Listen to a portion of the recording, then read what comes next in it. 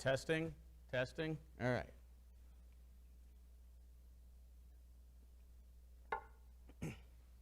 When I was in college, I was introduced to a definition of religion that I found quite compelling. And one of the reasons that I found it quite compelling was at the time I was hearing a lot of people say, I don't have a religion. I am giving up on religion. I reject religion. And I thought that was strange because I'm thinking the way I'd always thought about religion was that kind of everybody has something that is the grounding orientation for what guides their life. And the definition of religion that I was introduced to in school was this: that religion is whatever that thing is in your life that is the organizing principle for your life. That most important thing, whatever it may be, around which you organize your schedule, your values, who you are as an individual, those things that you pick, or that thing that is preeminent, that is the biggest thing in your life and the organizing principle of your life. Have you ever heard people saying, I reject religion, and I don't have religion, and I don't follow religion? I'm sure a number of you have heard this before. But the simple fact is this: we all have a religion. It's just that sometimes a religion is one that we just orient around ourselves instead of a community of faith. We all have a religion, and there are different gods to choose from, different things that we can organize our lives around. And we have a choice about which gods we are going to make the organizing principle and make our values and the ways we structure our day around which we structure everything about our lives. And that choice impacts everything. That choice impacts everything. Today, we are going to go through this passage that Roger just read so well from Joshua chapter 24. Now, this is the end of the book of Joshua, and I'll explain why that's important in a moment. And it begins, Then Joshua gathered all the tribes of Israel to Shechem, and summoned the elders, the heads, the judges, and the others of Israel, and they presented themselves before God. And Joshua said to all the people, Thus says the Lord God of Israel, long ago your ancestors, including Abraham, served other gods. Now, before we can really understand the meaning of what's going on here, we need to know who some of these characters are. Like, who is Joshua? Like, there are a lot of people who we know a good deal about. Moses, Jesus, Paul, King David, and some others. But Joshua, while an important figure, is a little bit lesser known. And there's this book of Joshua. And who was Joshua? Joshua was the right-hand person of Moses at the time Moses was ending his leadership and was about to die.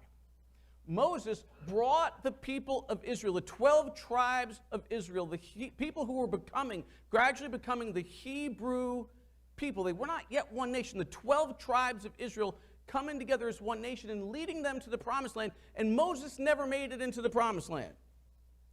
Moses died up in a place where God allowed him to oversee the promised land that the Israelites would eventually move into, but Moses never got to enter.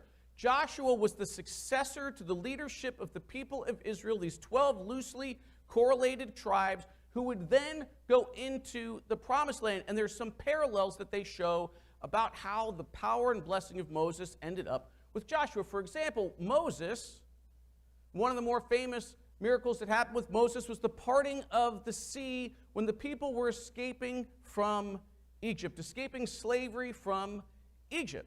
Joshua, when they were entering the promised land, parted the Jordan River. Now, that's not as big an accomplishment as what Moses did, right? But symbolically, it's the same thing. He crossed and separated the Jordan River and then went into the promised land. This is also the part of the Bible where you hear the story of the falling of the walls of Jericho. And if you're not familiar with that, in chapter 6 is a story where as they were going into the promised land, there was a city, this fortified city called Jericho, that was impossible to get through their walls. And the people walked around the city. God said to walk around this city with trumpets and prayer and going around once around. And this took a long time, like hours. Like, this was an enormous city, right? So it's not like you just kind of walked around for 15 minutes, did your little sweat, and then kind of came home, took a shower, and on the rest of your day. This is something like took a whole day to walk around. They had to do this 7 times. And that's part of what that song, Do It Again, was about. That just because you do it once doesn't mean it's going to happen. You need to keep at it and keep at it, keep at it. And after 7 days, eventually those walls fell down. Eventually those walls fell down. So this is the Joshua that we're talking about. And Shechem is an incredibly important city in Jewish history, in biblical history. This is where Abraham went and did the final renewal of the covenant between Abraham and God that would become the early covenant with the new people of Israel that were starting to grow from Abraham's family. And a bunch of other things happen at Shechem as well. So, Joshua gathers the leaders and these elders and all these people around. Then he starts in verse 14. Now, therefore, revere God and serve God in sincerity and faithfulness. Meaning, don't just say the words. Don't just kind of follow a rule here or a rule there because you have to. Like, do this because you want to. Do this because you're sincere about it. Do this because you are faithful about this, not just because you're going through the motions. And he says, put away the gods that your ancestors served.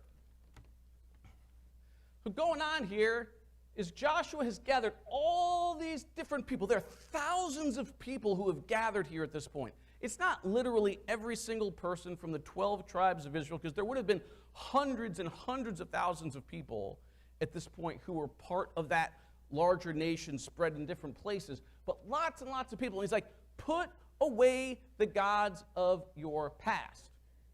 And then a little while later in that passage, Joshua also says, and put away the new gods that you've been introduced to recently.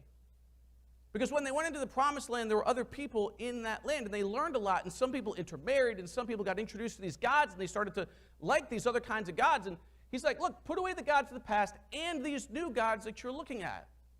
Now, what's implied by this when Joshua is saying, put away the gods of the past and the new gods?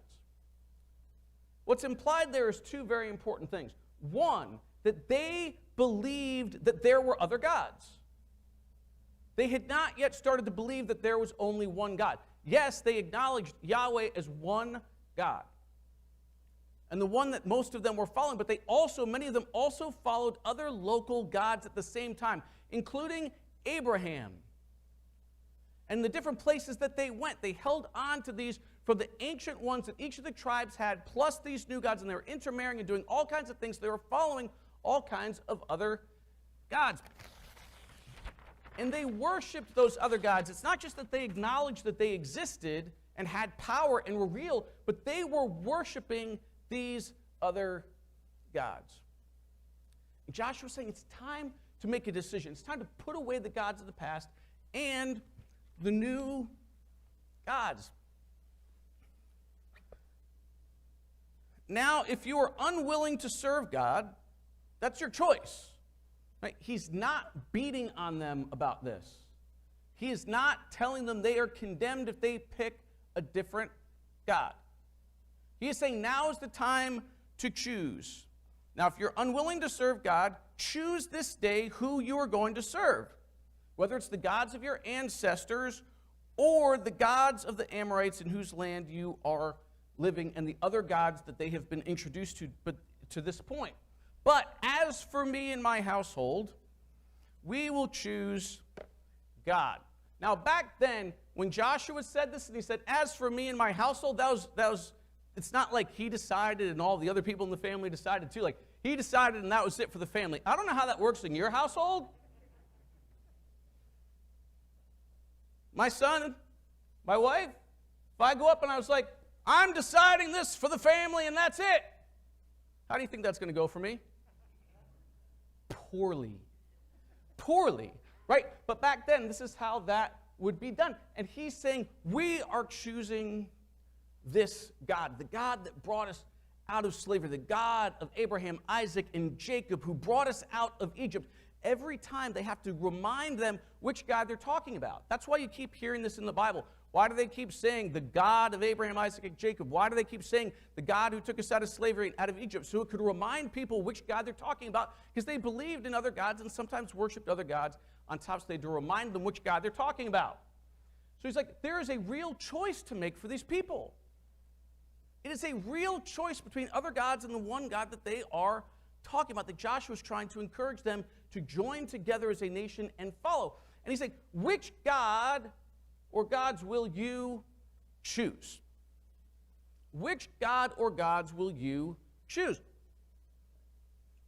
And that's the same question that Joshua is asking you today.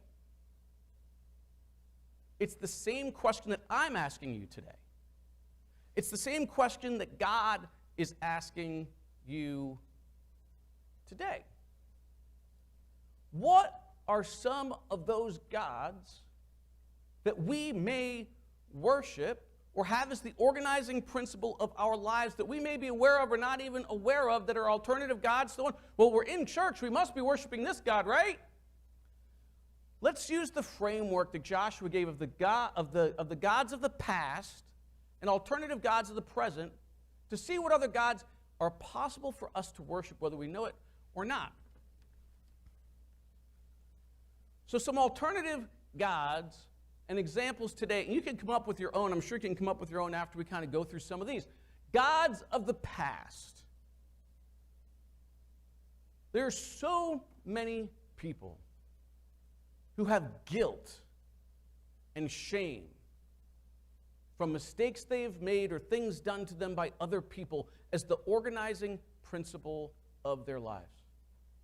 That they can't get past the shame of something they have done. They can't get past the guilt of something that has been done, or guilt that has been laid upon them by someone else or by an institution or by something else, or from the mistakes they have made. And it becomes an obsession and the organizing principle of what their day looks like, how they feel, how they end up acting towards themselves and towards other people. It, in all effects, becomes a kind of God that they worship. The pain, the anger, the shame, the guilt, and the inability to let go of the mistakes become these idols that end up getting worshipped and living and driving how their lives are lived. Or the inability to accept forgiveness. It's a lot easier to offer forgiveness than it is to accept, especially if it is accepting forgiveness for ourselves. I don't know about you, but for me, the hardest person to forgive is myself. Accepting forgiveness from God, saying, you are a child of mine, and regardless of those really huge whoppers of mistakes that I have made and continue to make, that I am offered to have those go away and live my life for this God and not all of these gods. Or harboring anger and having that poison just stay inside of you because you aren't willing to offer forgiveness for 10, 20, 30 years. I'm not saying you should give forgiveness to somebody who's offended you just like the next day. Some things need to be processed and worked through. I'm not even saying if you forgive them that you have to keep talking to them. Forgiveness is different from reconciliation. You can forgive somebody so you can move on and say, I can't have you in my life anymore because you are too poisonous in my life. But if you don't offer the forgiveness, you're poisoning yourself. Because you have made holding on to that anger, shame, guilt, and mistakes can be the organizing principle of your life and becomes, in effect, whether you know it or not, your religion and your God. Some of the ones present that are available, power. Some people seek power for power's sake. It's not that it's not okay to have influence. It's not that it's not okay to have positions of influence and want that influence to do good. But when it becomes power for power's sake, you just want more power. And then you start setting your values around, how am I going to have more power? What are the tactics and strategies I need to use to get more power? And it doesn't become so much having the influence to do good, but it comes about how you get more power. The same thing with money. Some people's lives have their organizing principles around how am I going to make more money. It's okay. It doesn't mean that if you go and make money that it's bad. Just don't have that thing be the sole purpose for what you're trying to do. What are you going to do with that money afterwards? Why are you going after it? If the sole purpose is to get the money, you lose the values of something else. It's just, okay, what corners can I cut to get more money? Who can I hurt to get that money? But if you have something greater, different values as the center of your life, these things won't penetrate that. Family? Why do you have family up here, Pastor? Has anybody ever seen when family becomes such the obsession for someone, everything else in the world disappears? There are people for whom even good things like family, that if you make it too much the center of your life, can hurt the people who you love in your family, can hurt yourself as you obsess so much about certain things in your family that even things that seem good, if you make them the organizing principle of your life and not something greater and bolder and something else separate from that, can destroy. Addiction.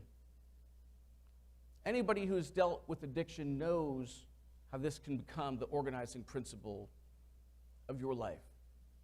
And one of the insidious things about it is, at first, the thing that you become addicted to, it works. Sometimes it works faster than God. If you have a stress and you have something going on in your life and you have pain and you want to reach for that drink or you want to reach for that gambling habit, you want to reach for this or you want to reach for that, you know what it does at first? It distracts from the pain that you're trying to distract from. It actually works for a while, until the thing that you're addicted to sets that trap, begins to drag you down through what used to give goodness and starts to take its toll. We have a choice of what we are going to make the central organizing principle and guiding principle of our life. And Joshua is saying, are you going to make that the gods of your past or the gods of your present, or are you going to choose God? The grace that gives you the forgiveness to let go of the shame and the guilt of the mistakes. The peace in the midst of chaos, the joy that is offered to us in the midst of facing despair of all that is going on. Of organizing as a community of faith, of gathering and sharing in our challenges and our joint joys, and being able to be together because we are stronger together and can change the world more effectively together than just having our own individual religions, obsessing on what we think might be good but traps us, or something that's had us trapped from the past. But the thing is, in the Christian faith in particular, some people have said it's only a choice you have to make once. That you get up there and say, I declare Jesus Christ is my Lord and Savior, who died on the cross for the forgiveness of my sins. And once you say that I'm a sinner and Jesus died for me and I declare Jesus to be my God, that's it. Because it's focused on the eternity and somewhere else. And Joshua, at that time, they didn't even believe. There was no heaven. There was no hell in their belief system. It was all about this life now. It's all about this life now. And I'm not saying there is an eternity. I'm not saying what we choose doesn't have relevance for who we're going to become and how that's going to affect us in eternity. But it affects us now, and it's not just a single choice and then saying, I'm all set and I'm in, they're out. It is a choice that we need to make every day. Because these gods of the past, these gods of the present are persistent. They'll keep coming at you every day and say, make me the organizing principle of your life. It's not going to come that obviously, but these are easier to see sometimes, easier to feel tangibly and believe in than God once in a while. But I promise you this. If you get up and make space in your morning to just say the words, God, today I choose you. God, today I choose you. That will help put God at your center. That will help put God as the central organizing principle of your life. And it won't happen like this with one time that you do it. But it will remind you who you are and whose you are. It will remind you what is most important and what you can make the organizing, grounding principle of your life. And over time, that will change you. And over time, that will give you peace. And it will give you joy. And it will increase the love in your life and the faith in your life and the relationships that you have with God, with yourself, and with other people. And it thanks God. One, by acknowledging God's presence. Two, by choosing God, we say, God, I believe that you can help this world, that you can help me, that I am better off with you than me choosing other idols and gods in my life. And it thanks God because every day, not because God's ego needs it, but it helps us to make that choice and to do that knowingly, and to know that in the process it thanks God and helps us at the same time. So if you want to do one thing every day that will help your life, your relationships, the people around you, this community of faith, this community, this world, each morning or afternoon or evening, whenever you want to do it, say, I choose you, God. Amen.